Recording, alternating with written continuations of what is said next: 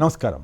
Live షోకి స్వాగతం. ముందుగా అతిథుల పరిచయం. శ్రీ పురుషోత్తం రెడ్డి గారు, రాయలసీమ మేధావుల ఫోరం కన్వీనర్, ప్రముఖ విశ్లేషకులు. అలాగే శ్రీ కొండా రాజీవ్ గారు, వైఎస్ఆర్ కాంగ్రెస్ పార్టీ అధికార ప్రతినిధి, గతంలో జిల్లా గ్రంథాలయ సంస్థ చైర్పర్సన్గా కూడా పనిచేశారు. ఇప్పుడు కొన్ని ఆసక్తికరమైన వీడియోలు చూద్దాం.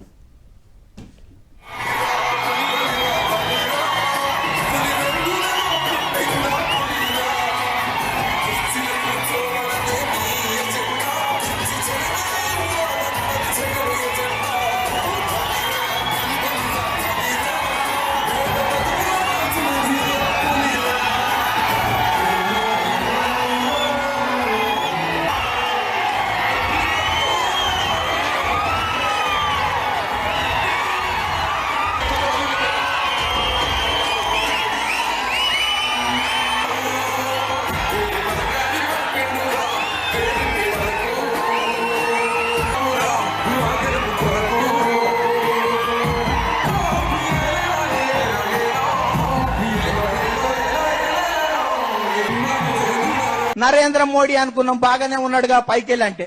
అచ్చేదిన ఆయేగా ఆయేగా ఆయేగా అన్నాడు. అచ్చేదినేమో కానీ సచ్చేదినం తేనే తెచ్చిండు అని ఈ సందర్భంగా మనవి చేస్తా.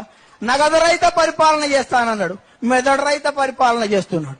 మననేమో రోడ్లు ఊడమన్నాడు, సారేమో బ్యాంకులు ఊడిచేటువంటి పరిస్థితుల్లో ఫుల్ బిజీలో ఉన్నాడు. అందుకనే మోడీ మీద ఓ పిల్లలు చెప్తున్నారు. ఓ తండ్రి అంట ఇద్దరు కొడుకులకు చెప్పినట్ట సాయంత్రం పూట, అరే మీరు ఈ రాత్రి భోజనం చేయకపోతే 20 రూపాయలు ఇస్తారా అన్నారంట. పాపం పిల్లలకు ఆశ కదా, చాక్లెట్లో గోళీలో కొనుక్కోవచ్చులే అని ఏం చెయ్యంలే అని 20 తీసి జేబులో పెట్టుకున్నారంట. ఉదయం టిఫిన్ చేద్దామని పోగానే ఆ తండ్రి అన్నాడంట, అరే 20 ఇచ్చినోనికే టిఫిన్ పెడతారా పోయి అన్నాడంట. అప్పుడు ఆ పిల్లలు, అరే నువ్వు డాడివా మోడీ రా పోయి అనేటువంటి పరిస్థితి ఈ రాష్ట్రంలో ఉంది అని. మండల్లో లడ్డూ ప్రసాదంపై జరిగినటువంటి చర్చ సందర్భంగా గౌరవ మంత్రివర్యులు అచ్చెన్నాయుడు గారు మాట్లాడుతూ చైర్ పట్ల, అదే విధంగా మా నాయకుడి పట్ల క్రిస్టియన్ అనే పదాన్ని ఉపయోగించి మాట్లాడటం, ఆ తర్వాత మీరు తమరు హిందువులని చెప్పడంతో తనకు తానుగా తెలుసుకొని మళ్ళీ క్షమించమనటం, మీరు ఆ వివరణ పట్ల సంతృప్తి చెందడం అనేది జరిగిన మాట. కానీ ఈ రోజున సోషల్ మీడియాలో ఎక్కడ చూసినా కూడా చైరిని అవమానించే రీతిలో, చైరిని అవహేళన చేసే రీతిలో పోస్టింగ్స్ వచ్చాయి. గది కూడా విపరీతంగా ట్రోల్ చేస్తా ఉన్నారు. దీనికి సంబంధించి ఎవరు పెట్టారు, ఏం పెట్టారంటే ఈ పెట్టినటువంటి వ్యక్తులందరూ కూడా తెలుగుదేశానికి సంబంధించినటువంటి పార్టీలో ముఖ్యులుగా ఉన్నటువంటి పరిస్థితులు. గౌరవ ముఖ్యమంత్రి చంద్రబాబు నాయుడు గారితో ఫోటోలు ఉన్నాయి, గౌరవ మంత్రివర్యులు లోకేష్ గారితో ఫోటోలు ఉన్నాయి. ఎందుకంటే మేము చైర్ని కోరుకునేది ఏంటంటే చైర్ని అవమానపరిచే రీతిలో ఇవాళ సోషల్ మీడియాలో మొత్తం కూడా ట్రోల్ అవుతున్నటువంటి పరిస్థితున్నాయి.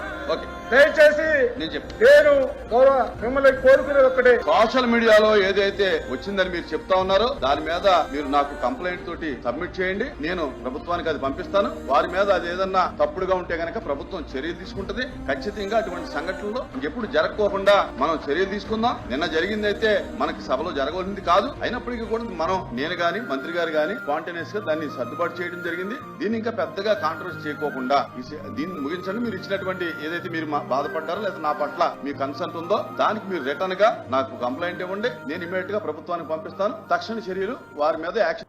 ఆ నార్త్ ఇండియన్స్ ఇంతకు ముందు నేను న్యాయమూర్తిగా పనిచేసినప్పుడు వాళ్ళు కూడా ఇక్కడ దర్శనంకి వచ్చినప్పుడు కొంచెం దర్శనం ఇప్పించిన వాళ్ళు నిన్న కాల్ చేసి అడుగుతున్నాడు, who is this guy as a romantic guy అని. వాట్ ఈస్ హిజ్ ఏజ్ అంటే 75 ఏళ్ళు ఉంటాయి అంటే, oh how romantic he is అంటున్నారు వాళ్ళు. నార్త్ ఇండియన్స్ ఫోన్ చేసి, అంటే మన ఖ్యాతి ఎక్కడికి తీసుకెళ్లారు అంటే మీ చైర్మన్ గారు నార్త్ ఇండియన్ ట్రావెల్ చేసేసారు.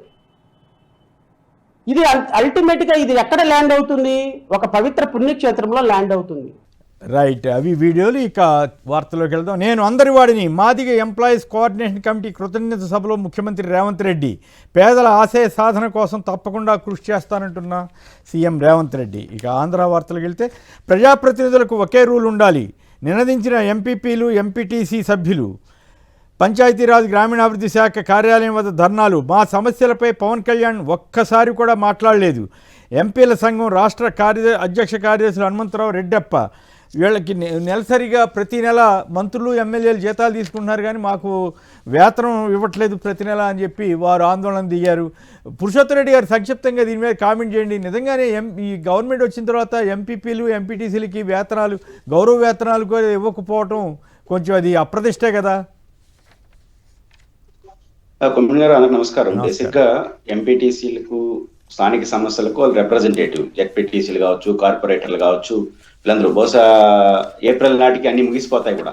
అవును, వాళ్ళు పదవి కాలం ముగుస్తున్నా కూడా పాత బకాయిలకు ఉద్యోగస్తులు డిఏల కోసం వెంపర్లు అన్నట్టు, అంటే డిఏలు అనౌన్స్ చేస్తారని ఇవ్వరు కదా, అవును, మళ్ళీ దానికోసం పోరాటం చేసి సాధించినట్టు వీళ్ళు కూడా అట్లే చేసుకోవాల్సి వస్తుందా పదవి అయిపోయిన తర్వాత కూడా అని.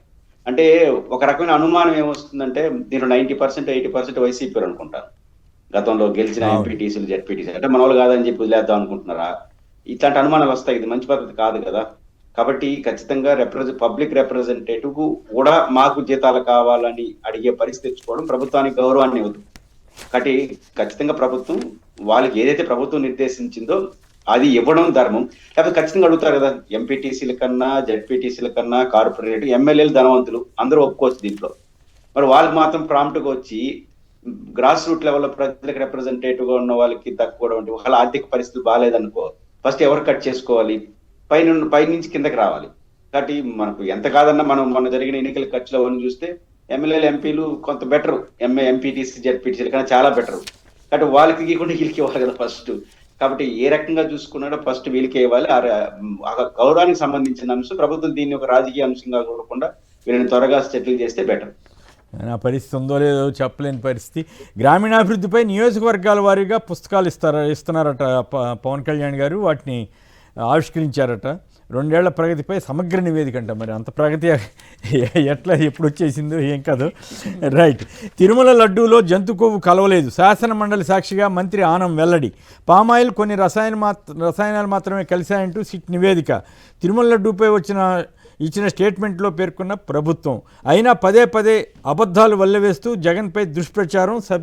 వైసీపీ సభ్యుల ఆందోళన, నిరసనల మధ్య గబగబా స్టేట్మెంట్ చదివిన మంత్రి ఆనం. తిరుమల లడ్డూపై చేస్తున్న ప్రచారం బాధ కలిగిస్తోంది. సినీ నటుడు సుమన్ చాలా తమాషాగా దీని మీద సోషల్ మీడియాలో ఆసక్తికరమైన వ్యాఖ్యలు వచ్చాయి. ఒక సినిమాలో వెంకటేశ్వర స్వామి పాత్ర పోషించిన ఒక నటుడు, అంటే సుమన్ గారు ఈ పాత్ర పోషించాడు కదా అన్నమయ్య సినిమాలో కదా, లడ్డూపై జరుగుతున్న అసత్య ప్రచారాలను ఖండించాడు. కానీ గత 2 ఏళ్లుగా లడ్డూలో పంది కొవ్వు, చేప కొవ్వు, చివరికి బాత్రూములు గడిగే కెమికల్ సైతం కలిపి తయారు చేశారంటూ జరిగిన ప్రచారాన్ని ఒక్క మఠాధిపతి కానీ, ఒక్క బాబా కానీ, ఒక్క సన్యాసి కానీ ఖండించలేదు. వీళ్ళు ఆరోపించినట్లుగా లడ్డూలో పంది కొవ్వు, చేప కొవ్వు ఇట్లాంటివి ఏమీ లేవని సిట్ నివేదిక స్పష్టం చేసిన విషయం వచ్చిన తర్వాతైనా కనీసం పైన చెప్పుకున్న పుణ్యపురుషులు ఎవరు స్వాగతించలేదు. సిట్ నివేదికను వక్రీకరించి రోడ్లపై ఫ్లెక్సీలు పెట్టి మరింత దిగజారిన వారిని కనీసం పన్నెత్తి ఒక మాట మాట్లాడలేకపోయారు.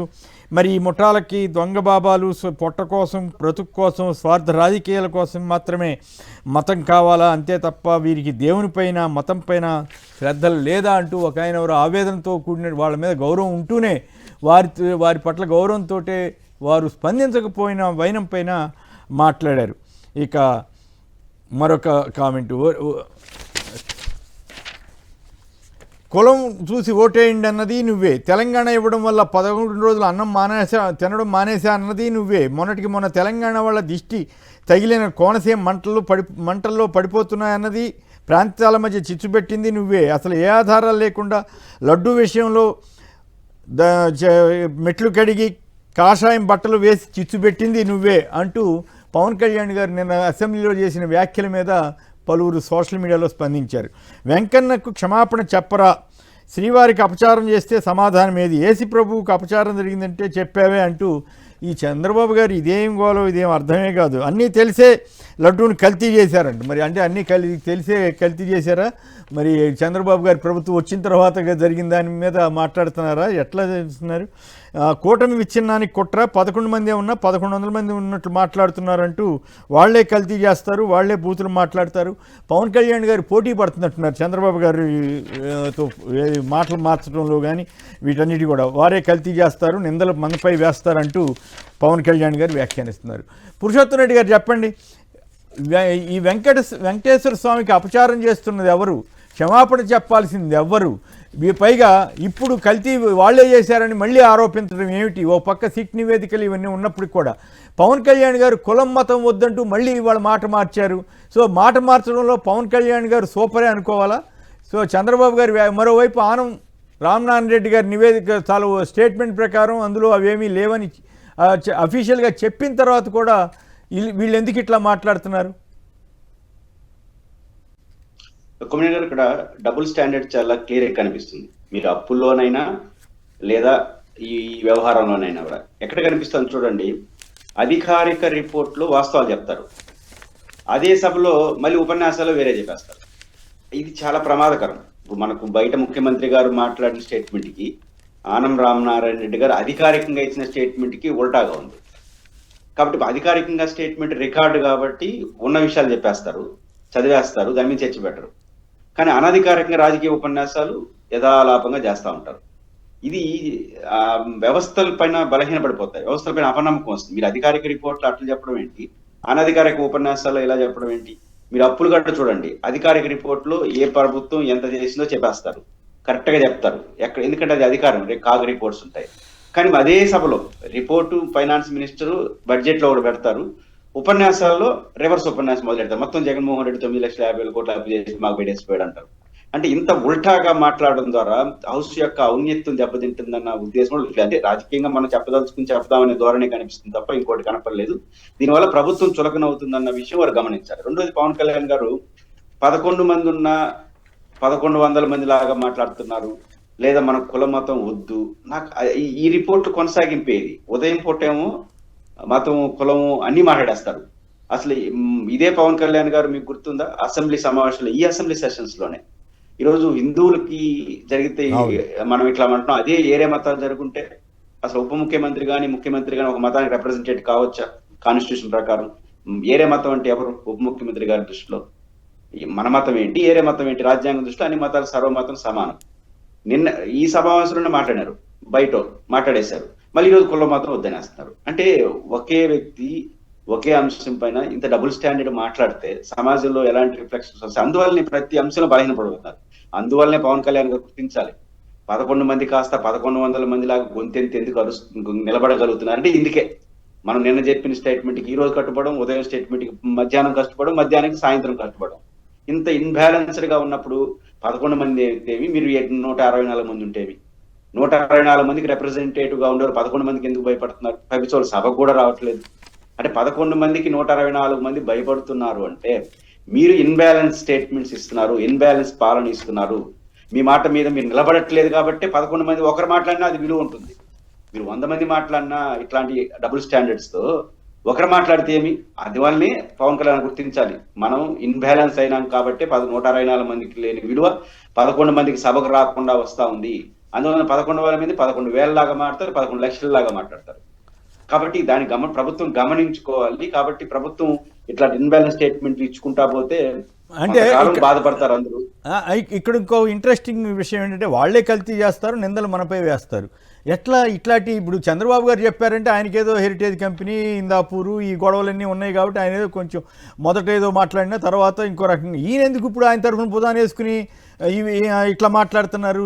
పవన్ కళ్యాణ్ గారు ఇష్టానుసారం తిట్టేసి కులాల మధ్య దాక్కుంటున్నారు. కులాల మధ్య దాక్కుంటుంది ఎవరు? సో కేవలం చంద్రబాబు గారికి ఎందుకు ఇంత విధేయుడిగా?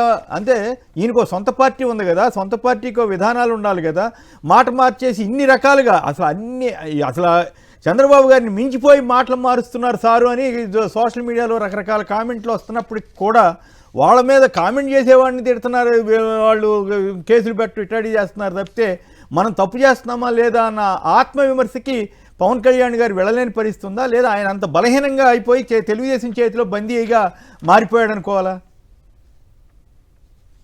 ఒకటి, నిన్న శాసన మండలిలో పైన మన మినిస్టర్ దానిపైన ఏం స్టేట్మెంట్ ఇచ్చాడు, మీరు ఇందుకు చదివి వినిపించారు. అధికారిక స్టేట్మెంట్ శాసన మండలిలో. అదే పక్క సభలో అసెంబ్లీ సమావేశాల్లో రివర్స్ స్టేట్మెంట్ ఉప ముఖ్యమంత్రి గారు ఒకే రోజు, మళ్ళీ వేరే వేరే రోజు కూడా కాదు. అంటే ఎంత ఇన్బ్యాలెన్స్. రెండోది, మీరు చంద్రబాబు నాయుడు గారికి అంత ఇల్డ్ అయ్యారా అంటున్నారు. నేను పవన్ కళ్యాణ్ గారికి రోజు రోజుకి వీర లాయల్టీని, వీర విధేయతను ఎందుకు ప్రదర్శిస్తున్నారంటే దానికి కారణం జగన్మోహన్ రెడ్డి గారు. జగన్మోహన్ రెడ్డి గారు రోజు రోజుకి బలపడుతున్నారు, వైఎస్ఆర్ కాంగ్రెస్ పార్టీ రోజు రోజుకు బలపడుతున్నారు. కాబట్టి ఇంకా మనం ఏమీ చేయలేం, కూడా మనం ఎంత కలిసి ఉంటే అంత బెటర్ అనుకుంటారు. ఇంకా అంతమించి లాజిక్ ఏం లేదు. ఏదో జగన్ కుట్రలు గారు జరుగుతున్నాయని బలపడుతున్నారు. వీళ్ళ నమ్మకంలో జగన్ గారికి ఎంత నమ్మకం ఉంది, వీళ్ళకి నమ్మకం వచ్చేసింది మళ్ళీ గెలుస్తాడు జగన్ అని. కాబట్టి ఆయన గెలుస్తున్నప్పుడు వీళ్ళు ఐక్యం కాకుండా ఏముంటారు? కోటమి విచ్ఛిన్నానికి కుట్ర చేస్తున్నారంటాడు. ఏందేందో అసలు అర్థం లేకుండా మాట్లాడుతున్నారనే కూటమికి జగన్ గారు మొదటి నుంచి సింహం సింగల్ అనే సూత్రం నమ్మిన వ్యక్తి. కుట్ర ఎవరు చేస్తారు? కొమ్మినేని గారు మీరు విడివిడిగా ఉంటే నేను వచ్చి కొడతాననేవాడు కుట్ర చేస్తాడు. రాజకీయాల్లో వ్యూహం అంటాం, కుట్ర వ్యూహం అన్ని ఒకటే కదా పర్యాయ పదాలు. బట్ జగన్ గారు మీరు అందరూ కలిసే ఉండండి, కలిసి ఉంటేనే కొడితేనే మజా ఉంటుందనే నమ్మకం ఆయనది.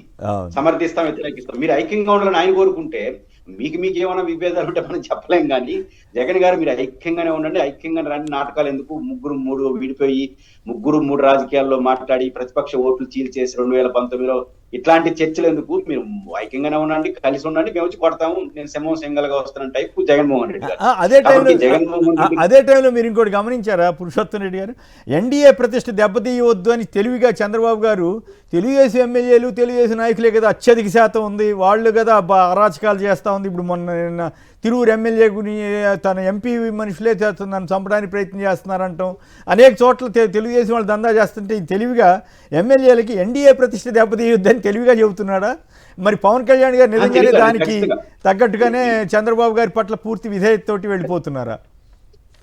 అంటే విధేయత కారణం జగన్మోహన్ రెడ్డి గారు బలపడుతున్న కొద్దీ వీళ్ళ ఐక్యత వీళ్ళ విధేయత పెరుగుతూ ఉంటుంది. ఇష్టం లేకపోయినా అది వాళ్ళు కలిసి ఉంటారు, అది నాకు కనిపిస్తుంది. రెండో పాయింట్, ఒక మోటు సామెత ఉంది, ఒక బలహీనుడు ఎక్కడ కూర్చున్నప్పుడు ఏదో బయట నుంచి శత్రువులు వస్తారంటే చుట్టుపక్కల ఉన్న వాళ్ళకి అందరికి గట్టిగా చెప్తారంట ధైర్యం. ఎలా ధైర్యం ఇస్తారంటే మీరు ఏం భయపడద్దండి, నా చుట్టూ నిలబడకూడదు అని చెప్తారంట. అంటే ఎవరికి రక్షణ కల్పించినట్టు, ఆయనకి రక్షణ కల్పించినట్ట, వాళ్ళకి రక్షణ కల్పించినట్ట. కాబట్టి చంద్రబాబు నాయుడు గారు వ్యూహాత్మకంగా ఒక్కరే చెప్తే పెద్ద విలువ రావట్లేదు. కాబట్టి ఒకటి విలువ వస్తుంది, ఒక నష్టం వస్తే అందరికి అంతా తలా కొంచెం పోయడం. అంటే నేను ఒకటే ఎందుకు నష్టం రావాలి, కలిసి ఉన్నారు కదా.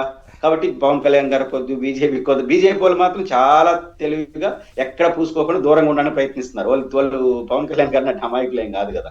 కాబట్టి బేసిక్ గా చంద్రబాబు నాయుడు గారు ఒకటి కష్టం వచ్చినప్పుడే ఎన్డీఏ గుర్తొస్తుంది, ఎందుకంటే ఒక సమస్య వచ్చినప్పుడు, ఎందుకంటే అందరూ కలిసి కొట్లాడదామని. సుఖం వచ్చినప్పుడు మొత్తం మనమే. ఇది వాడు మొదటి నుంచి అనుసరించిన పద్ధతి, ఈ రోజు కూడా దాన్ని కంటిన్యూ చేస్తున్నారు. రైట్, చెప్పండి. పవన్ కళ్యాణ్ గారి మాటలు మార్చడంలో సూపర్ స్టార్గా చూడాలా? మరి మరోవైపు ఎన్డీఏ ప్రతిష్ట దెబ్బతీయద్దని తెలివిగా చంద్రబాబు గారు అంటున్నారా? వెంకన్నకి ఎవరు క్షమాపణ చెప్పాలి? ఎవరు పవన్ కళ్యాణ్ గారు వాళ్లే కల్తీ చేస్తారు, నిందలు మనపై వేస్తారంటారు. మరి కుల మతాలు వద్దని ఇప్పుడు సడన్గా ఆయనకి కులం వద్దు మతం వద్దని ఇప్పుడు సడన్గా ఎందుకు వచ్చింది? మొన్న ఇప్పుడే పురుషోత్తం రెడ్డి గారు చెప్పారు, 3 రోజుల క్రితం ఏం మాట్లాడారు, ఇప్పుడేం మాట్లాడుతున్నారు సార్? వీటితో పాటు ముందుగా లోకల్ బాడీస్ సంబంధించి కూడా ఒక అంశం చెప్తాను సార్. ముందుగా సాక్షి టీవీ న్యూస్ ఛానల్ వీక్షకులందరికీ, మీకు ప్యానలిస్ట్ గారికి అందరికీ నా హృదయపూర్వక నమస్కారాలు. ఎవరైతే జనరల్గా భారతదేశానికి వ్యవసాయం వెన్నుముక్క అని ఎలా అంటారో, దేశానికి రైతు వెన్నుముక్క అని ఎలా అంటారో, అలా ప్రజాస్వామ్యానికి స్థానిక సంస్థలు వెన్నుముక్క, లోకల్ బాడీస్ ప్రజాస్వామ్యానికి పట్టుకొమ్మ. అటువంటి లోకల్ బాడీస్లో ఎంపీటీసీలు కానీ, జడ్పీటీసీలు కానీ, ఎంపీపీలు, జిల్లా పరిషత్ చైర్మన్లు, సర్పంచ్లు, కౌన్సిలర్లు, మున్సిపాలిటీ చైర్మన్లు, వీరందరూ కూడా ఇందాక చెప్పినట్టు వీరందరికన్నా ఖచ్చితంగా ఎమ్మెల్యేలు, ఎంపీలు ఆర్థికంగా బలవంతులు, అందులో డౌట్ ఏం లేదు. కానీ ఏంటంటే ఆర్థికంగా బలవంతులైన వాళ్ళకేమో టైం టు డేట్ అన్నట్టు టక్కన జీతాలు పడతాయి. పాపం వీళ్ళకి ఇచ్చే గౌరవార్థాలు ఇచ్చేదానికి కూడా ఇబ్బందులు పెడుతున్నారు. దాంతోపాటు ఎక్కడెక్కడైతే పార్టీలు చూడాల్సిన పని లేదు, వీళ్ళంతా పార్టీ ప్రజల ప్రతినిధులుగా ఈరోజు ఉన్నారు స్థానిక సంస్థలో.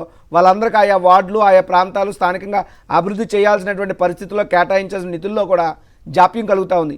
ఇంకో విషయం, జనరల్గా చంద్రబాబు నాయుడు గారికి ఎందుకో స్థానిక సంస్థలు అంటే పడదు, ఎప్పుడు స్థానిక సంస్థల ఎన్నికలకు దూరమే. ఆయన ఇలా స్థానిక సంస్థల ఎన్నికల్లో ఆ ప్రజాప్రతినిధుల యొక్క పదవీకాలం ముగియగానే వెంటనే స్పెషల్ ఆఫీస్ పరిపాలనలోకి తీసుకెళ్ళిపోతారు. మరి నేను అడుగుతున్నా చంద్రబాబు నాయుడు గారు, మీరు కూడా పక్క తప్పుకుని మరో స్పెషల్ ఆఫీసర్ పరిపాలన మీరు పెట్టుకోవచ్చు కదా. అంటే స్థానిక సంస్థలు అంటే చంద్రబాబు నాయుడు గారికి చిన్న చూపు అని చెప్పడానికి ఇవన్నీ కూడా ఉదాహరణ. ఖచ్చితంగా ఈ రకమైనటువంటి వ్యవహారం, నిర్లక్ష్యపు ధోరణి స్థానిక సంస్థల పట్ల పనికిరాదు. ఖచ్చితంగా అతి తొందరలోనే స్థానిక సంస్థల ఎన్నికలు కూడా పెట్టి తీరాలని చెప్పి మేము కోరుతా ఉన్నాం. Point number 1. ఇకపోతే పవన్ కళ్యాణ్ గారు, ఖచ్చితంగా పవన్ కళ్యాణ్ గారి తీరు, జనసేన నాయకుల తీరు ఎలా తయారైందంటే, పవన్ కళ్యాణ్ గారు ఒక ఇనప కడ్డీని చూపించి అది వజ్రపు మొక్క అంటే అందరూ వజ్రపు మొక్క అనాల. లేదు, పవన్ కళ్యాణ్ గారు ఒక వజ్రాన్ని చూపించి ఇది గులిక రాయి అని అంటే అందరూ గులిక రాయి అనాల. ఎవరైనా పొరపాటున బయటకు వచ్చి ఏమయ్యా మీరు కళ్ళును కబోర్లు అయిపోయారా, చెవులున్న చెవిటోలు అయ్యారా, మాటలు వచ్చిన మోగోలు అయ్యారా, అది వజ్రం కదా, దాన్ని పట్టుకుని గులికరా ఎందుకు అంటున్నావు అంటే ముప్పెట దాడి చేస్తారు. తర్వాత కొంత సమయానికి ఆయనకు అర్థం అవుద్ది, అర్థమయ్యి అర్రే లేదు ఇది వజ్రమే అంటాడు. అంటే ఏ నిమిషానికి ఎలాగైనా మాట మార్చడంలో చంద్రబాబు నాయుడు గారిని కూడా దాటవేసినటువంటి రాజకీయ ప్రయాణం పవన్ కళ్యాణ్ గారిది.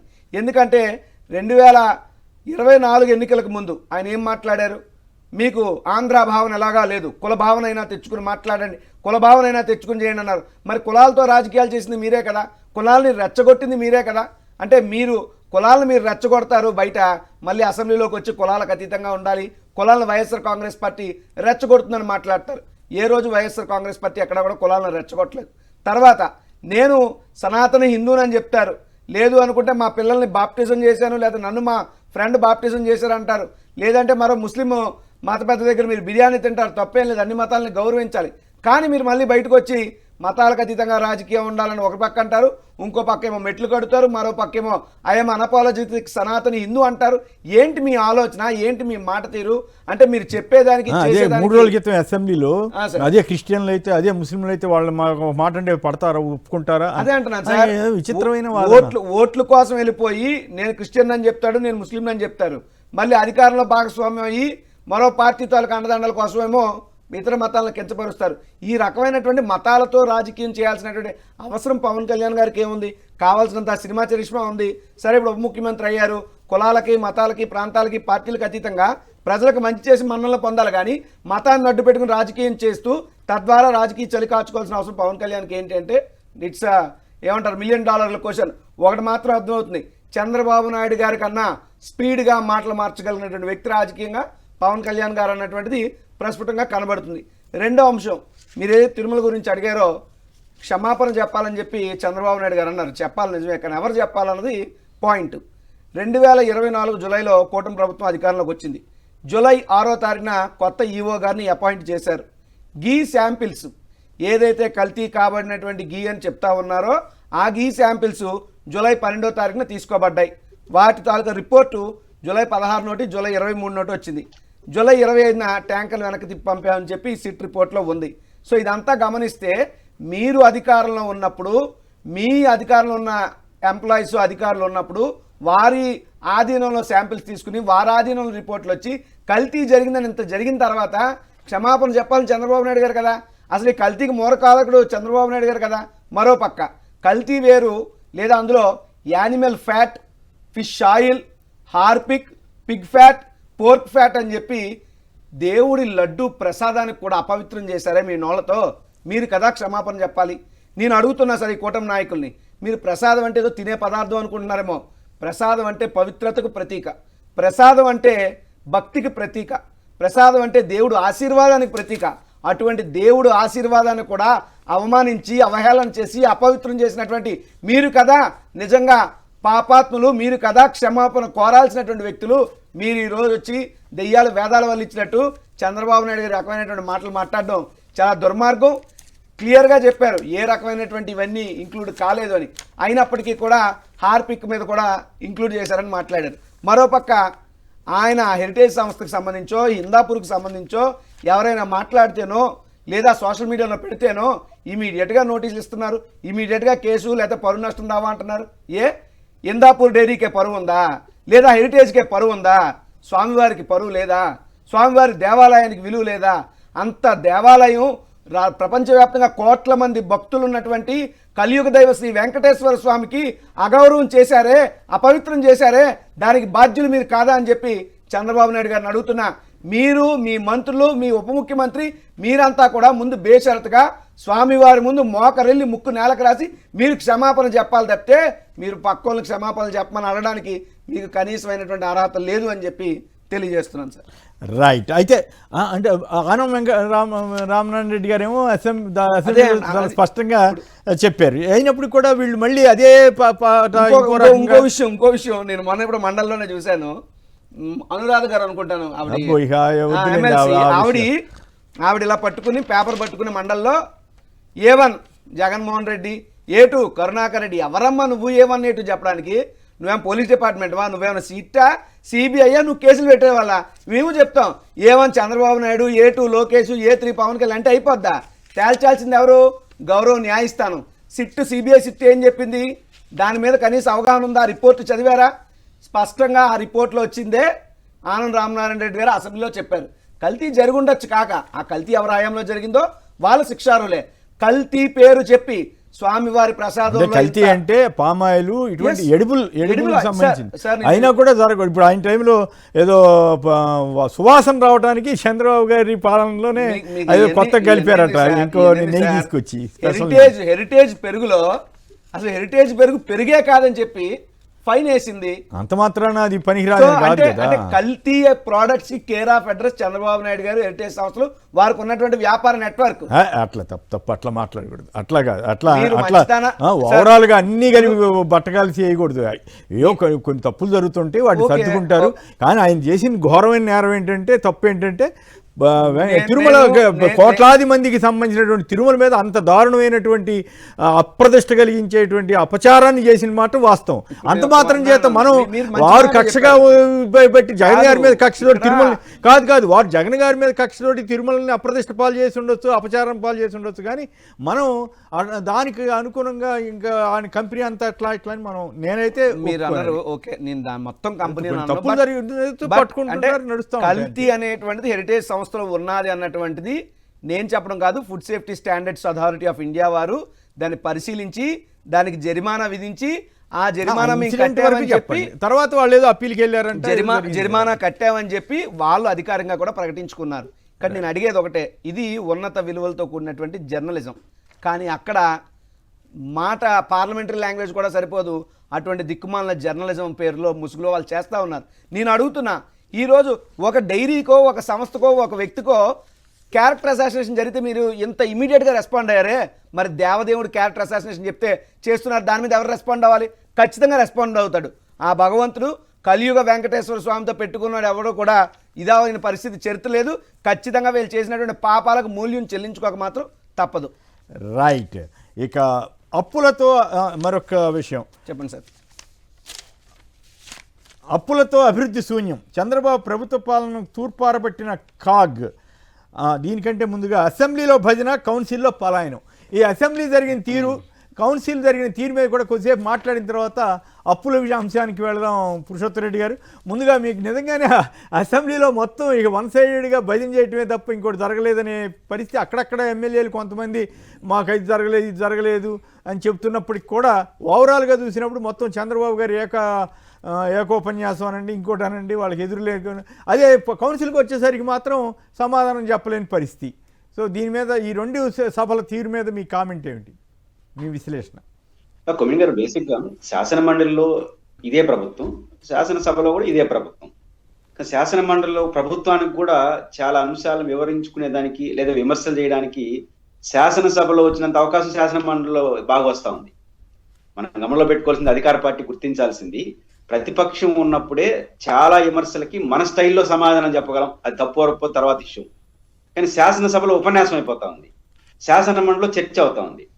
అప్పుడు ప్రభుత్వం ఏం చేయాలి? శాసన మండలి లాంటి వాతావరణాన్ని అసెంబ్లీలో కూడా తెచ్చుకోవాలి. నిజానికి మీరు రాజకీయ విమర్శలు చేయడానికి కూడా దానికి ఒక విలువ రావాలంటే ప్రతిపక్షం ఉండాలి అక్కడ. కానీ ప్రతిపక్ష నాయకుడుగా, ప్రతిపక్ష పార్టీగా వైఎస్ఆర్ కాంగ్రెస్ పార్టీని గుర్తించడానికి ఎసులుబాట్లు ఉన్నా దాన్ని గుర్తించకపోవడం వల్ల నష్టపోతా ఉండేది ఎవరు? ఖచ్చితంగా అధికార పార్టీ.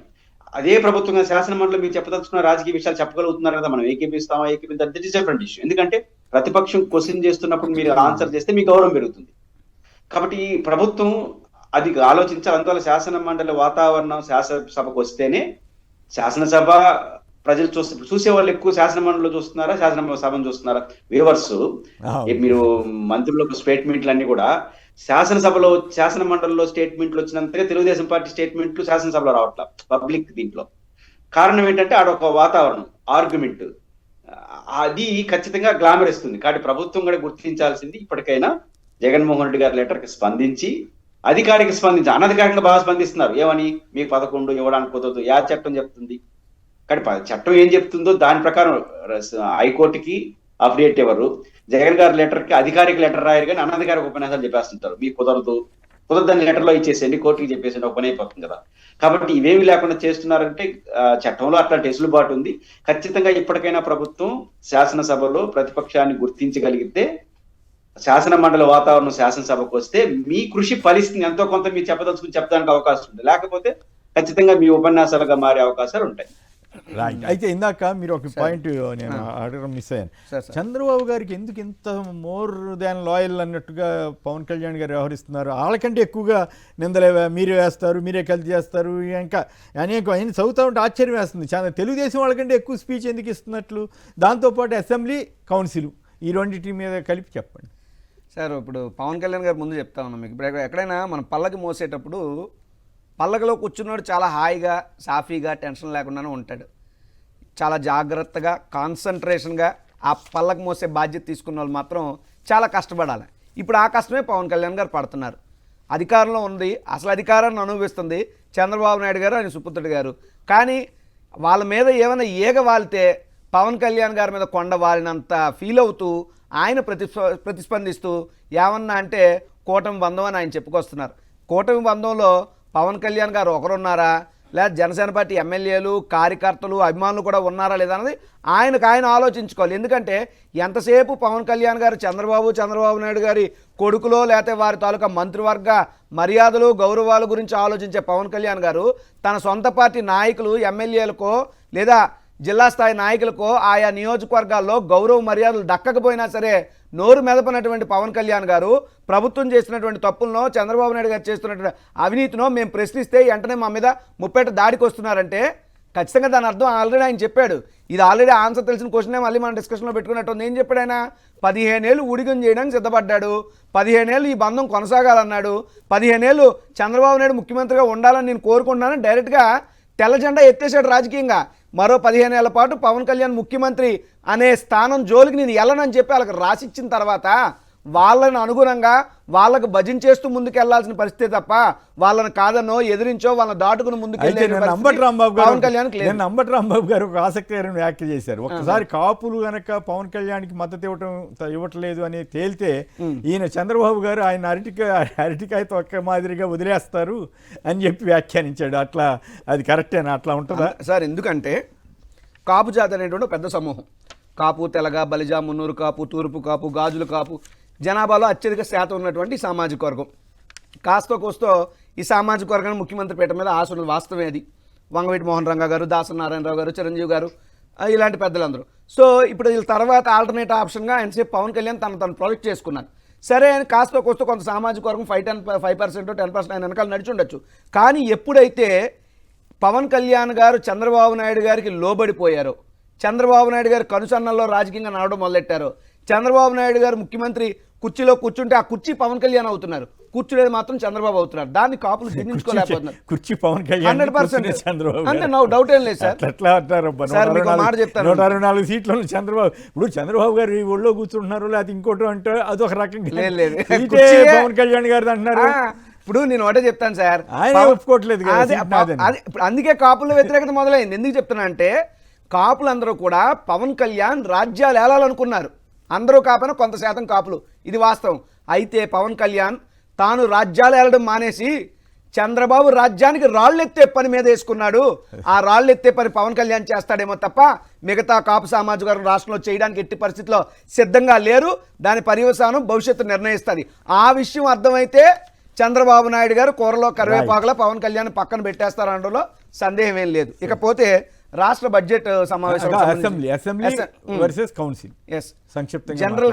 జనరల్గా ఏంటంటే ఏదైనా సమావేశం అవుతుందంటే దాని ఆలోచన సామాన్య ప్రజలకు ఎలా ఉంటుందంటే ఈ ప్రస్తుత ఆర్థిక సంవత్సరంలో ఎంత ఆదాయం వచ్చింది లేదా ఎంత ఖర్చు అయింది, సంక్షేమం ఏంటి, వైద్యం, విద్య ఇలాంటివి అనేటువంటివి చర్చకు వస్తాయనే ఆలోచన, ఆశ సామాన్యుడిలో చూసేటటువంటి వీక్షకుల్లో ఉంటుంది. కానీ ఇక్కడ ఏమవుతుంది? ఎంతసేపు ఆత్మస్థుతి, పరనింద. లోకేష్ గారేమో సూపరు, పవన్ కళ్యాణ్ గారేమో డోపరు, బాబు గారేమో బంపరు. ఇది తప్పితే ఏం మిగిలిందంటే ఏమీ లేదు. కాస్తో కోస్తో ప్రజా సమస్యల్ని అంటే ప్రజల యొక్క వాణిని బాణిని ఒక బలమై దిక్కులు పెక్కటిల్లేలా ప్రతిధ్వనించేటటువంటి పరిస్థితులు ఎక్కడరా ఉన్నాయి అంటే ఆంధ్రప్రదేశ్ రాష్ట్ర శాసన మండలిలో because of YSR Congress party Jaganmohan Reddy గారి ఆదేశానుసారం రాష్ట్రంలో ఉన్నటువంటి ప్రజా సమస్యలను మండల వేదికగా గలమెత్తి చాటుతూ చర్చ జరుపుతూ నిజానిజాలను ప్రజలకు తెలియజెప్పేటటువంటి ఒక వేదికగా ఈరోజు మండలి ఉంది. కేవలం పొగడ్తలకో లేదు అనుకుంటే వాళ్ళ తాలూకా బురజల్లే కార్యక్రమానికి మాత్రమే అసెంబ్లీని ఉపయోగిస్తున్నారు. నిజమైనటువంటి ప్రజాస్వామ్యం మండల్లో ఈరోజు కనబడుతుందని చెప్పి మాత్రం తెలియజేస్తున్నారు. రైట్. మోహన్ రావు గారు, నెల్లూరు నుంచి. నమస్కారం అండి, మాట్లాడండి. హలో సార్, కేఎస్ఆర్ గారు, నేను మోహన్ రెడ్డి. నమస్కారం, మాట్లాడండి. ఏం లేదు, ఈ కల్తీ విషయము ఏమిటంటే ఒక కుట్ర టైప్ లో చేశారు. ఏమిటంటే కల్తీ తక్కువ రేటు కొంటున్నారు, దాంట్లో కల్తీ జరిగింది అని చెప్పి జగన్మోహన్ రెడ్డిని డ్యామేజ్ చేయాలనేది ఉద్దేశం ఒకటి బాగా. అవును. నెక్స్ట్, ఈ కల్తీ జరిగిందనే పేరుతో తక్కువ రేటుకి తక్కువ స్టాండర్డ్ తో వస్తుంది నెయ్యి, ఎక్కువ రేటు పెడితే ఎక్కువ రేటుతో మంచి క్వాలిటీ వస్తుందని ధర పెంచుకోవడానికి చేసినటువంటి మహా కుట్ర. ఓకే. అది వాళ్ళకి సంబంధించినటువంటి నెయ్యినే అమ్ముకునే పరిస్థితి ఈరోజు తెచ్చుకున్నారు. ఇది ప్రజలకు బాగా అర్థమవుతుంది, వాళ్ళ కోసమే పెంచుకున్నారు. ఇది ఒక జగన్ ని పెద్ద డ్యామేజ్ చేయాలని చూశారు, కానీ అది అంత సక్సెస్ అయినట్టు వాళ్ళకి రివర్స్ అయింది అంటారు. ఎందుకంటే చంద్రబాబు గారి టైంలోనూ అంతకంటే తక్కువ రేట్లకే నెయ్యి కొన్నారు, ఇంకా 270కే కొన్నారు. స్టాండర్డ్ ఏమైంది? అవును. పై ఇప్పుడేమో ఈ వంకతోటి మార్కెట్ రేట్ కంటే ఎక్కువ రేటు కొన్నారంట. హోల్సేల్ గా కొన్నప్పుడు తక్కువ ధర కదా రావాల్సింది, మార్కెట్ రేట్. అవును, మార్కెట్ రేట్ 550 ఉంటే వీళ్ళు 650 750 కొంటే అనుమానం సహజంగానే మీలాంటి వాళ్ళకి అభిప్రాయం కలుగుతుంది కదా. దాని తోడు ఏందాపూర్ హెరిటేజ్ అని, అట్లాగే వైష్ణవి సంఘం అని, ఇవన్నీ పైగా సంఘం ఏరియాలో అసలు ఎక్కడ ఆవు పాలే దొరకవు, అయినా ఎట్లా సప్లై చేసింది నెయ్యి, ఆవు నెయ్యి అని. ఇట్లాంటి ప్రశ్నలకి చంద్రబాబు గారు డైరెక్ట్గా సమాధానం చెప్పగలిగి ఉన్నా, లేదు వారి మంత్రులని సరే వైసీపీ వాళ్ళు అడిగిన ఈ ప్రశ్నలకి సమాధానం 2014-19 మధ్య ఏం జరిగింది, 2024-26 మధ్య ఏం జరిగింది, 2019-24 మధ్య మీరు ఆరోపణ చేస్తున్నారుగా, చేయండి, తప్పేం కాదు, మీ ఇష్టం. కానీ వాటి మీద ఎందుకు ఎంక్వైరీకి సిద్ధపడుతున్నాం, ఆ రోజున రేట్ ఇది, మేము ఈ తక్కువకి ఎందుకు కొన్నారు అని చెప్పగలిగి ఉంటే అప్పుడు ఈ సమస్యలని వచ్చేవి కాదు. అందుకే చంద్రబాబు గారు వీళ్ళంతా సెల్ఫ్ గోల్ వేసుకున్నారు అనవసరంగా. నిజంగానే కొంతమంది విశ్వాసంతో ఉంటారు కదా దేవుడి మీద, వాళ్ళంతా కూడా ఈ మధ్యకాలంలో తెలుగుదేశానికి ఎదురు దెబ్బలు కానివ్వండి, చంద్రబాబు గారికి కుటుంబ పరంగా అంటే కంపెనీ పరంగా కొంత నష్టం జరిగిందనే వాదన కూడా ఉంది కదా, షేర్లు వీటిలో. ఇవన్నిటికి కారణం ఏంటంటే ఈ అపచారం అనేటువంటి భావనకి వారు అవకాశం ఇచ్చారు. అవి కరెక్టా కాదా, మళ్ళీ పెరగొచ్చు రేట్లు, వేరే విషయం. కానీ ఓవరాల్గా జగన్ గారి మీద కోపంతో, జగన్ గారి పార్టీని ఏదో చేసేయాలనే ఒక దుష్టతలంపుతోటి చేసినటువంటి ప్రయత్నం భంగం అయిపోయి చివరికి భగ్నమయ్యి చివరికి వాళ్ళ మీదే ఆ బురదంతా పడిన పరిస్థితి తెచ్చుకున్నారనేది జనరల్గా ఉన్నటువంటి అభిప్రాయం. రైట్. ఇప్పుడు చిన్న విరామం తర్వాత మరి అప్పుల్లో తప్ప అభివృద్ధి ఏదని కాగ్ ప్రశ్నిస్తూ ఉంది. కూటమి సర్కార్ని కడిగేసింది. చంద్రబాబు గారు మరి సంపద సృష్టి ఏ మేరకు వచ్చిందన్నది కూడా మనం చర్చిద్దాం. మరికొన్ని వార్తలు ఉన్నాయి. పోలవరంలో పెను విధ్వంసం, బాబు తప్పిదమే. 2017-18 నుంచి 2023 మార్చి వరకు పోలవరం ప్రాజెక్టు పనులపై కాగ్ నివేదిక. బనకచర్ల పిఎఫ్ఆర్ ఆమోదానికి కేంద్రంపై ఒత్తిడి పెంచుదాం, అది ఓకే అయితే పర్యావరణ అనుమతి వస్తుంది. ఈయనే తగ్గారు కదా, నల్లమల సాగర్కి మార్చుకున్నారు, మళ్ళీ ఏందో బనకచర్ల అంటున్నారు. ఎప్పుడేం మాట్లాడతారు ఏంటో. మళ్ళీ గూడుపుటాని జగన్ దూతగా రిటైర్డ్ ఉన్నతాధికారి, పలువురు ఐఏఎస్లతో రహస్య భేటీ. కూటమి సర్కారులో ఏం జరుగుతోంది, ప్రభుత్వంపై బురద జల్లడం ఎలా అని ఆంధ్రజ్యోతి అని తెలుగుదేశం తరఫునే రాసేస్తున్నట్టున్నారు. మొత్తం తరఫునే తెలుగుదేశం వాళ్ళు రాసిచ్చినే పెడుతున్నట్టున్నారు.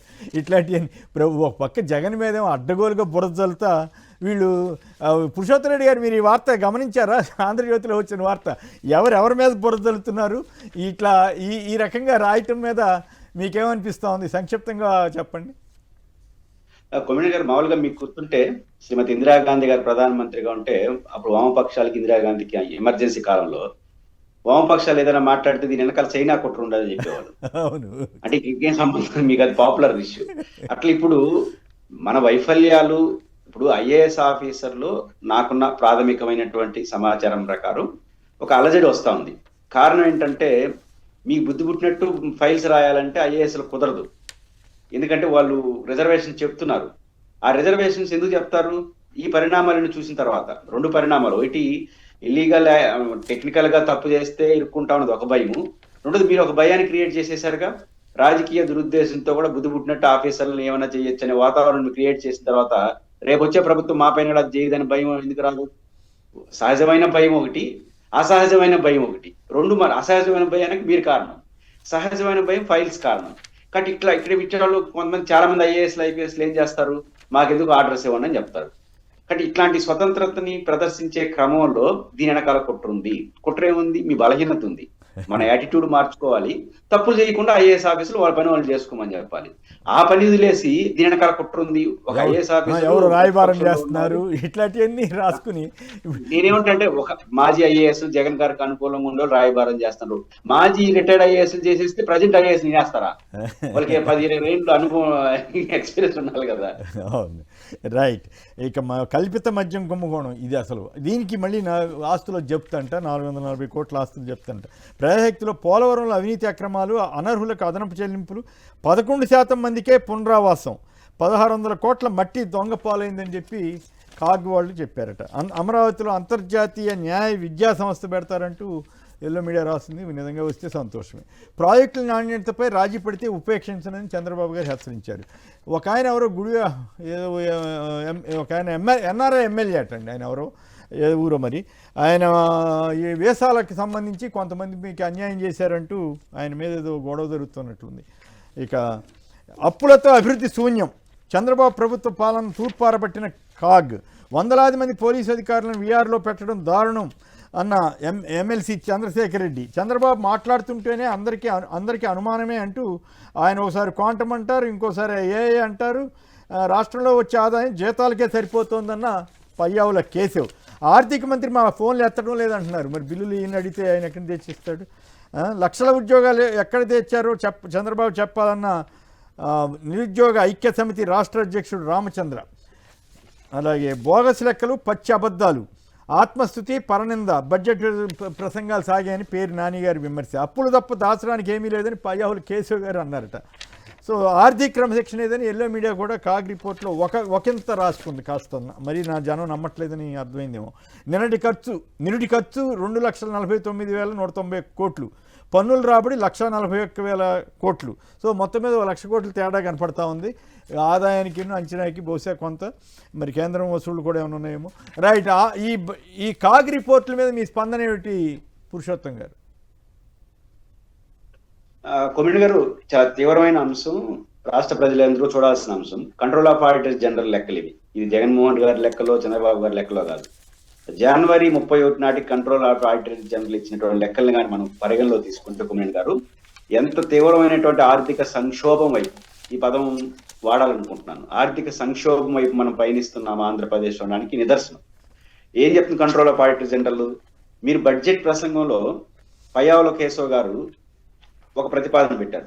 మొత్తం అన్ని రకాల ట్యాక్సులు కలిసి 2,17,776.53 లక్షల కోట్ల రూపాయలు అన్ని రకాల ట్యాక్సులు వస్తాయని అంచనా వేశారు.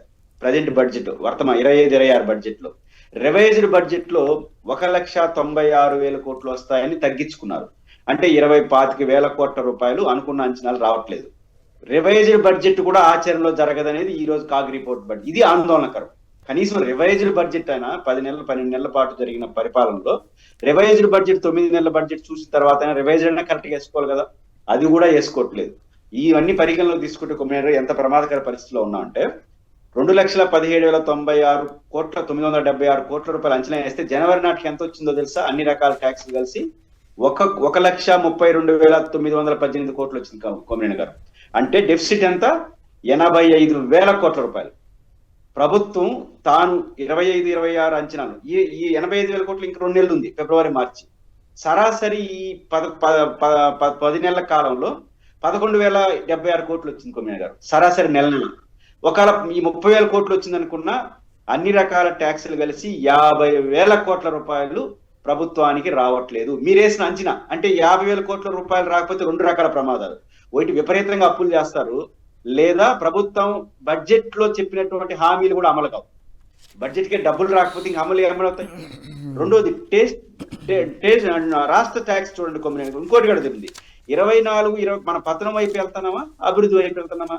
24-25 సంవత్సరం కాగ్ రిపోర్ట్ ప్రకారం వృద్ధి ట్యాక్స్ వసూల్లో 63.91% ఉంటే ఈ సంవత్సరం 60.98%, 3% పడిపోయింది వృద్ధి అంటే ట్యాక్స్ రాబడి. స్టేట్ ట్యాక్స్ చూడండి కొమ్మిడి గారు, 1,66,533 కోట్ల రూపాయలు వస్తాయని అంచనా వేస్తే వచ్చిందంతా తెలుసా కుమ్మేణ గారు? 1,17,413 కోట్లు. అంటే 50,000 కోట్ల రూపాయలు టేస్ట్ ట్యాక్స్ తగ్గిపోయింది. అంటే దీంట్లో ఇంకా 2 నెలలు సరాసరి 9,784,000 కోట్లు వస్తుంది పర్ మంత్. ఫిబ్రవరి మార్చి కలిసి ఒక 15,000 కోట్లు వచ్చుకున్నా, 20,000 కోట్లు వచ్చినా, ఇంకా 30,000 కోట్లు స్టేట్ ట్యాక్స్ రావట్లేదు. నేను లాస్ట్ ఇయర్ బడ్జెట్ అంచనా వేసినప్పుడు ఫస్ట్ కొమ్మినేని గారు 19 చంద్రబాబు గారు అధికారం వచ్చిన మొదటి సంవత్సరం 22,000 కోట్ల రూపాయలు ఈ అంచనా అందుకోలేదు. దానివల్ల ఏమైంది? మీరు కేటాయించిన అన్నదాత 5,000 కోట్లు అమలు కాలేదు, మీరు కేటాయించిన 12,000 కోట్ల రూపాయలు ఇరిగేషన్ అమలు కాలేదు. దాని అనుభవం తీసుకుని ప్రభుత్వం ఏం చేయాలి? తగ్గించుకోవాలి అంచనాల్ని. ఏం చేశారు? ఇంకా పెంచారు. కాబట్టి ప్రజెంట్ బడ్జెట్ లో 40,000 కోట్ల రూపాయలు లాస్ తగ్గుతుందని నేను అంచనా వేశాను. చేరా చేస్తే మా అంచనాలు కూడా తప్ప 50,000 కోట్లు దాటేట్టుకుంది. 50,000 కోట్ల రూపాయలు ఓవరాల్ గా కాగ్ చేసిన రిపోర్ట్ ఎఫెక్ట్ ఏమన్నా స్టేట్ గవర్నమెంట్ మీద ఉంటుందా? ఖచ్చితంగా కనపడుతుంది కదా. 50,000 కోట్ల రూపాయలు ప్రజెంట్ బడ్జెట్ లో నీకు ఆదాయం రాకపోతే నువ్వు కేటాయించిన అమలు. ఇప్పుడు ఏం చేశారు కుమ్మేని గారు? ఈ సంవత్సరం ఇంకా 10,000 కోట్లు ఎక్కువ అంచనా వేసేసినారు. సమస్య ఏంటంటే అంచనాలు ఎక్కువ వేసేసి అందరికి కేటాయించినట్టు చెప్పడం ద్వారా ఏమవుతుంది? చాలా ప్రమాదకర పరిస్థితులు వస్తాయనే విషయాన్ని గమనంలో పెట్టుకోవాల్సిన అవసరం ఉంది. కాబట్టి కాగ్ రిపోర్ట్ చెప్తున్నది ఏంటంటే ఈ ప్రభుత్వం ఆర్థికంగా అభివృద్ధి క్రమంలో డెవలప్మెంట్ కాకుండా ట్యాక్స్లు కూడా ప్రభుత్వానికి అనుకూలంగా రాకపోయే పరిస్థితి కనిపిస్తోంది. 3% డెఫిసిట్ కనిపిస్తోంది లాస్ట్ ఇయర్ జనవరికి ఈ జనవరికి వసూలు రావాలంటే అర్థమైంది కుమ్మేని గారు? పన్నులు రావట్లేదు అంటే ప్రజలు కొనుగోలు లేదు, అంతే కదా, సింపుల్ లాజిక్. కానీ సెంట్రల్ ట్యాక్స్ రావట్లేదు, టేక్ ట్యాక్స్ రావట్లేదు. ఇవన్నీ చాలా పరిస్థితులు ప్రమాదకరం వస్తుంది. ప్రభుత్వం బడ్జెట్ లో కేటాయించేది కూడా అమలు చేయలేని పరిస్థితి వస్తుంది. అప్పులు పెరుగుతాయి, మరింత ఊబిలోకి నెట్టే పరిస్థితి ఈ లెక్కలు చూస్తే కనబడుతుంది. దానితో కూటమి ప్రభుత్వంలో కేంద్ర స్థాయిలో భారీ కోత అంటండి. 24-25లో 15,000 కోట్ల మేర తగ్గిందట. సంక్షిప్తంగా చెప్పండి. ఇప్పుడు చెప్పండి. జగన్మోహన్ రెడ్డి గారు ఎప్పుడు బయటకు వచ్చి ప్రెస్ మీట్ పెట్టినా ఈ రాష్ట్రాన్ని చంద్రబాబు నాయుడు గారు సర్వనాశనం చేస్తున్నారు, అప్పులు కుప్పగా చేస్తున్నారు, రాష్ట్రాన్ని దివాలా తీస్తున్నారు, మేము 5 ఏళ్లలో చేసిన అప్పును ఆయన కేవలం 18 నెలలు 20 నెలల కాలంలో చేసి పడేశారు, రాష్ట్రాన్ని చాలా ఘోరమైనటువంటి పరిస్థితులు ఉన్నాయనంటే మా మీద విరుచుకు పడిపోయింది తెలుగుదేశం పార్టీ కానీ సోకాల్డ్ పచ్చ మీడియా కానీ. కానీ జగన్మోహన్ రెడ్డి గారు అనే వ్యక్తి నిజం మాత్రమే మాట్లాడతాడు, నిజమైతేనే మాట్లాడతాడు అని చెప్పడానికి ఈరోజు మన దగ్గర ఉన్నటువంటి ఆధారం కాగ్ రిపోర్ట్. జగన్మోహన్ రెడ్డి గారు ఏదైతే చెప్పారో దాన్ని వాస్తవ రూపంగా ఈరోజు కాగ్ తేల్చింది. వాళ్ళ తాలూకా పచ్చ మీడియా తాలూకా పత్రిక ABN ఆంధ్రజ్యోతి పత్రికలోనే రాశారు. ఏమని? ఆర్థిక క్రమశిక్షణ ఏది, రాష్ట్రాల్లో ఆర్థిక స్థిరత్వం లేదు, రోజువారీ ఖర్చులకు కూడా అప్పులు చేస్తున్నారు, అప్పుల్లో 24% మూల్యధనమే ఉన్నదని చెప్పి, మూలధనం ఏమే ఉందని చెప్పి రాశారు. దాంతోపాటు ఇలా అయితే రాష్ట్రం దివాలా తీయడం తథ్యమని కాగ్ అక్షంతలు వేసిందని, వాణిజ్య పన్నులు వసూల్లో కూడా చాలా జాప్యం ఉందని చెప్పి కాగ్ చెప్పిందని చెప్పి ఈరోజు ఆంధ్రజ్యోతి పేపర్లో రాశారు. నేనే సాక్షి టీవీ డిబేట్లో కూర్చున్నాను కానీ సాక్షి పేపర్లో వార్త చదవట్లేదు. మీ పచ్చ మీడియా తాలూకా పత్రికలు వచ్చిన వార్త నేను చదివి వినిపిస్తా ఉన్నా. అంటే రాష్ట్రం ఎంత దారుణంగా ఉంది. ఖచ్చితంగా చంద్రబాబు నాయుడు గారు నేను ఒకటే అడుగుతున్న కూటమి ప్రభుత్వాన్ని, మీరు అంత విజనరీ లీడర్ అయ్యుండి అంటే మీరు చెప్పుకుంటున్నారు, నిజానికి మీరు విజనరీ కాదనుకోండి, మీరు కేవలం కూడా గతంలో జగన్మోహన్ రెడ్డి గారికి 100 కోట్ల బడ్జెట్తో రాష్ట్రాన్ని అప్పులు కుప్పగా చేసి మీరు అప్పచెప్తే ఒక యువ ముఖ్యమంత్రిగా, నిజానికి ముఖ్యమంత్రిగా అనుభవం లేకపోయినప్పటికీ కూడా జగన్మోహన్ రెడ్డి గారు దిగిపోయే నాటికి అన్నీ కూడా ఒక ఉన్నత స్థాయిలో ఉంచి మీకు కొన్ని వేల కోట్లతో డబ్బులు 7,000 నుంచి 8,000 కోట్లు డబ్బులు ఉన్నటువంటి బడ్జెట్తో మీరు ఏదైతే ఉంటుందో దాన్ని మీకు అప్పగించి జగన్మోహన్ రెడ్డి గారు దిగారు. కానీ ఈరోజు మీరు ఏం చేస్తున్నారు? రెండవది చాలా చూస్తున్నాను సార్, హబ్బులు అంటున్నారు. అవి హబ్బులు కాదండి, అవన్నీ పెద్ద మబ్బులు. వీళ్ళందరూ కూడా గాల్లో మేళ్ళు నీటి మీద రాతలు చేసి ప్రజలను నట్టేట ముంచేసేటటువంటి రకంగానే తయారై తప్ప ఇంకోటి కాదు. రెండోది ఆర్థిక వ్యవస్థ కాదు సరే, ఒక్కొక్క ముక్క చెప్పి ముగిస్తాను, టైము తక్కువ ఉందన్నారు కాబట్టి. ఈ రాష్ట్రంలో ఎందుకు రాష్ట్ర ఆర్థికమే కాదు, ఏదైతే గ్రోత్ GSDP గ్రోత్ రేట్ చూడండి, అన్ఎంప్లాయ్మెంట్ రేట్ చూడండి, లేదు అంటే ఎంతమంది కొత్త PF అకౌంట్లు ఓపెన్ అయినాయో చూడండి, ఎంతమంది కొత్త ఉద్యోగస్తులు ఇన్కమ్ ట్యాక్స్ SCలు అయ్యారో చూడండి. సో ఏమీ లేదు, కేవలం కూర్చుని మేము 1 లక్షల ఉద్యోగాలు ఇచ్చాం, ఇలా ఎవరికి ఇచ్చారు ఉద్యోగాలు? మీరు కళ్ళలోకి అంటున్నారు, అదే అబ్దుల్ కలాం గారు చెప్పారు కదా, కళ్ళగనమన్నారు, మీరేమో కళ్ళగంటూ కూర్చుంటున్నారు. కాబట్టి రాష్ట్రం ఏమవుతుంది? అదోగతి పాలవుతుంది. ఉదాహరణకి అబ్దుల్ కలాం గారిని మళ్ళీ మిస్లీడ్ చేయకూడదు, కలగనండి సార్థకం సాధించుకోండి అన్నారు, అంతేగాని మీరు సగం చెప్పితే అలా కాదు సార్ నా ఉద్దేశం. అబ్దుల్ కలాం గారు వీళ్ళు కళను మాత్రమే ప్రచారం చేస్తారు చెప్పండి. అదే నా ఉద్దేశం చెప్పడం. అబ్దుల్ కలాం గారు కళగని దాన్ని సాధించమని చెప్పారు, కానీ ఇలా కళలు కానీ ఆ కళలో ప్రజల మీద నిజాలను రుద్దే ప్రయత్నం చేస్తున్నారు. ఉదాహరణకు విశాఖపట్నంలో కోకోకోలా లాంటి కంపెనీ ఆంధ్ర రాష్ట్రం నుంచి పారిపోయింది. యలమంచిల్లో. నాల్కో మెదాని ఆంధ్ర రాష్ట్రం నుంచి పారిపోయింది. ఆజాద్ ఇండియా మొబిలిటీ ఆంధ్ర రాష్ట్రం నుంచి పారిపోయింది. జూపిటర్ రెన్యూబుల్ అనేటువంటి సంస్థ చంద్రబాబు గారు ఇవన్నీ చంద్రబాబు నాయుడు గారి ప్రభుత్వ హయాంలో 2024 తర్వాత వీళ్ళు అధికారంలోకి వచ్చిన తర్వాత అది 2700 కోట్లు పెట్టుబడి పెట్టే కంపెనీ అనకాపల్లి, అది పారిపోయింది. జెన్ఫ్రా అనంతపురం నుంచి అది పారిపోయింది. అంటే ఎవరు బాగున్నారు? పారిశ్రామికవేత్తలు బాగాలేదు, రైతులు బాగాలేదు, అంగన్వాడీలు బాగాలేదు, టీచర్లు బాగాలేదు, విద్యార్థులు బాగాలేదు, వైద్యం బాగాలేదు. మరీ దారుణంగా అన్నిటికీ ఆదాయ మార్గమైన ప్రొహిబిషన్ అండ్ ఎక్సైజ్ ఆఫీస్ తాలూకా రెంట్ విశాఖపట్నం డీసీ ఆఫీస్కి ఏడాది నుంచి ఇవ్వకుండా రెంట్ కట్టరు, బిల్డింగ్ ఖాళీ చేయరు. మరి అంటే ఇక్కడ ఏం జరుగుతుంది? ఈ చేస్తున్న అప్పులు ఎక్కడికి వచ్చి పెడుతున్నారు? ప్రొహిబిషన్ అండ్ ఎక్సైజ్ డిపార్ట్మెంట్ కి అత్యధికంగా ఆదాయం వచ్చే డిపార్ట్మెంట్ తాలూకా building rent Visakhapatnam DC excise office sir ఇవ్వట్లేదు. పాపం వృద్ధ దంపతులు ఇద్దరు, వాళ్ళు ఏదో లోన్ తెచ్చుకుని బిల్డింగ్ కట్టుకున్నారు. వీళ్ళు అద్దిస్తే కానీ వాళ్ళు ఈఎంఐ కట్టలేరు, వీళ్ళేమో ఇవ్వరు. వాళ్ళ బంగారం కుదవ పెట్టి ఈఎంఐలు కట్టే పరిస్థితి. బాబు మాకు మా రెంట్ ఇవ్వండి, లేకపోతే బిల్డింగ్ ఖాళీ చేయండి, బిల్డింగ్ ఖాళీ చేయండి. ప్రభుత్వ ఆర్థిక పరిస్థితి వాళ్ళ కొంప ముంచేటట్టు అలాగ ఉంది పరిస్థితి. రైట్. పురుషోత్తమ రెడ్డి గారు, కొండా రాజు గారు, ఇద్దరికి కూడా ధన్యవాదాలు. ఇది నేటి చర్చా కార్యక్రమం. నమస్కారం.